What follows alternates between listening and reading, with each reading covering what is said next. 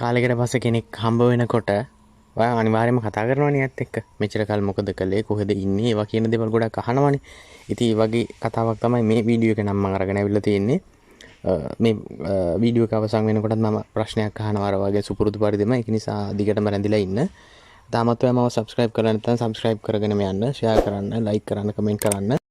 මේ කසුන්ද is this Kasun දැන් ඔයාට වුණාද ඉස්කෝලේ යන කාලේ A level කරාට පස්සේ කියලා හිතන්න A level කරාට පස්සේ දැන් අවුරුදු 10ක් විතර ගෙවිලා ගිහිල්ලා සමහරට යාළුවෙක් හම්බ වෙනවා. හැඩ හුරු කමින් කසුන් වගේ පේනවා. ටිකක් මහත් වෙලා. හරිද? ඒ වුණාට හරියටම ෂෝ එකක් නෑ. මේ කසුන්ද කියලා අහනවා. සාමාන්‍යයෙන් එහෙම අවුරුදු 10ක් ඇතුළත ගොඩක් කෙනෙක්ගේ බාහිර ස්වරූපයකට දුරට වෙනස් වෙන්න පුළුවන්, මහත් වෙන්න පුළුවන්, මහත කෙනෙක් කෙට්ටු වෙන්න පුළුවන් මොකක් රසනීපයක් නිසා. is this කසුන් මේ කසුන්ද කියලා අහනවා. ඊට පස්සේ කසුන් කියනවා yes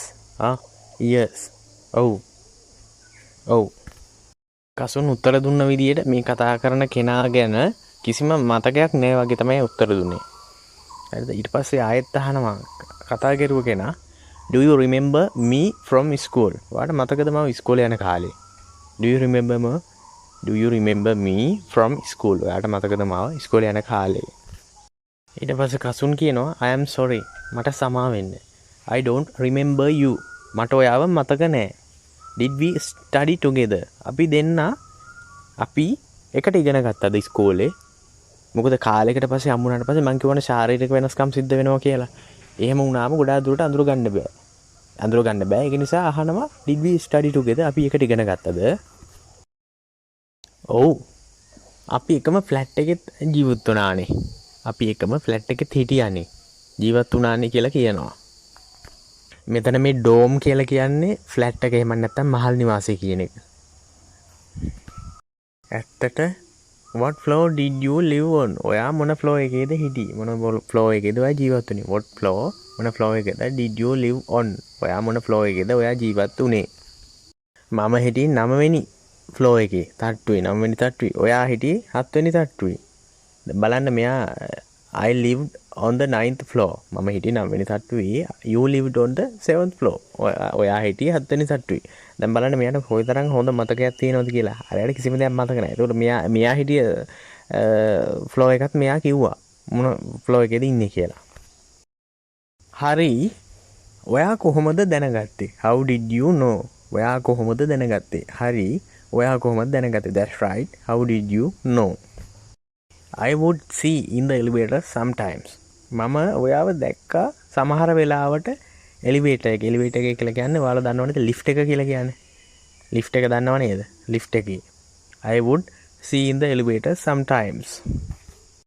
මෙයා මෙතන would දාලා කියලා තියෙන්නේ I would see you in the elevator sometimes කියලා කියන්නේ දැන් මෙයා එලිවේටර් එකේ ඉන්න මෙයා 9th floor එකේ ඉඳලා බහිනකොට හරියටම 7th floor එකේදී මෙයා එලිවේටර් එකට එහෙම නැත්නම් ලිෆ්ට් එකට ගොඩ වෙනවා.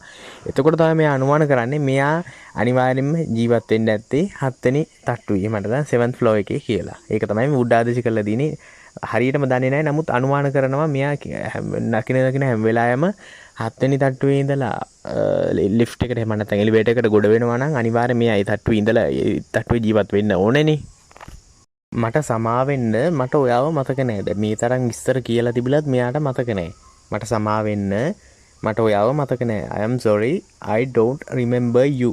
හේතුව තමයි මෙහෙම අමතක වෙන්න එයා යන්නේ ගොඩක් busy situation tough situation එකක් කියලා හිතන්නකෝ යන හැම වෙලාවකම ජොබ් එකකට යන වෙලාවක එයා වෙන කල්පනාවක යන්නේ. ඉතින් මේ වෙලාවට වෙන අනිත් පුද්ගලයන් ගැන කතා බහ කළත් මතකයක් හිටින්නේ නැහැ ඒ වගේ අවස්ථාවල.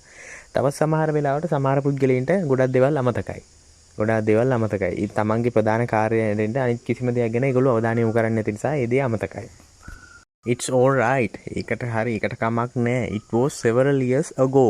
කියලා කියන්නේ මීට අවුරුදු කීපයකට කලින් ඒ. several කියන්නේ කීපයකට, years ago කියන්නේ කීපයකට කලින්. several years ago අවුරුදු කීපයකට කලින්. well anyway හොඳයි. කොහොම හරි ඔයාව නැවත මුණ ගැහිම සතුටක්.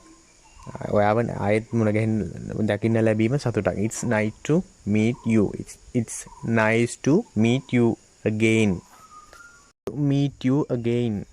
ඔයාව නැවත දකින්න ලැබීම සතුටක්. රොෂාන් කියලා කියනවා. අර කියන දන්නේ නැහැ කවුද කියලා.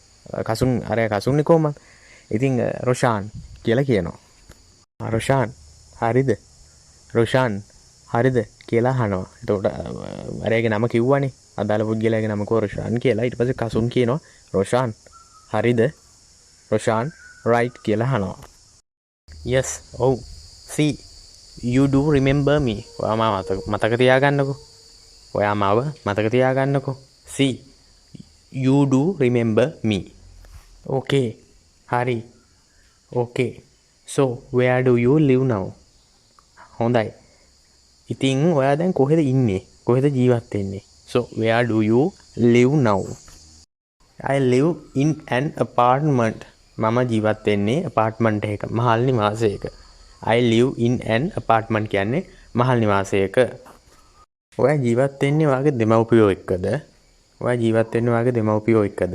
Do you live with your parents? Do you live with your parents? Yes, I live with them. ඔව් මම ජීවත් වෙන්නේ මගේ දෙමව්පියෝ එක්ක. Yes, I live with them. දැන් රොෂාන්ගේ විස්තර කිව්වා. ඊට පස්සේ කසුන්ගෙන් අහනවා where do you live Kasun? ඔයා කොහෙද ඉන්නේ කසුන්? කසුන් කියනවා කුරුණෑගලට කිට්ටුව ගමක තමයි මම ජීවත් වෙන්නේ. I live in a village near Kurunegala. I live in a village near Kurunegala. Not like an apartment. apartment එකක වගේ නෙමෙයි. very beautiful environment there.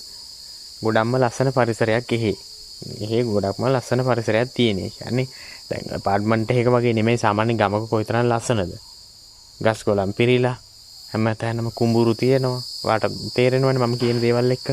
ගොඩක්ම ලස්සනයි. see you then. එහෙනම් පස්සේ හම්බෙමු. I am on my way to work. මම වැඩට යන ගමන් ඉන්නේ. see you then.